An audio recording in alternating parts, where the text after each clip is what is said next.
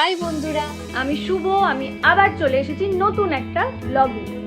আজকের ব্লগটাতে আমি তোমাদের এখানকার কিচেন ট্যুর করাবো। ভাবতেই পারো, কিচেনে আবার কেউ ট্যুর করে নাকি? কিন্তু না, এখানকার কিচেন আমাদের নদিয়ার রান্নাঘরের থেকে অনেকটা আলাদা। আচ্ছা, একটা জিনিস দেখবে, এই দেখো, দেখতে পাচ্ছ এটা? এইটা হচ্ছে এখানকার পেঁয়াজ। আমি তো এটাকে প্রথমে কুমড়ো ভেবেছিলাম। আবার এটা রাখার জন্যে এই যে এইখানে একটা বক্স আছে, এই বক্সটাতে আমি কেটে কেটে রাখবো। এখানে সব কিছু রাখার জন্য আলাদা আলাদা বক্স আছে, দেখবে।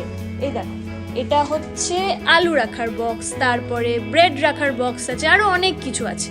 আর একটা জিনিস দেখো, এই যে এইটা হচ্ছে মিল্কের কার্টন, এখানে এইভাবে রাখা হয়। আর এই দিকে আছে আমার মশলা রাখার জায়গা, দেখেছো?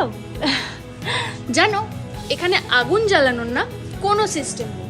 এই দেখো, এটা হচ্ছে গ্যাস। এই এখানকার মাইক্রোওয়েভ, এটা পুরো দেওয়ালের সাথে আটকানো। এই হলো রয়বাড়ির কিচেন। কেমন লাগলো আমার ব্লগ? অবশ্যই কমেন্ট করে জানাও।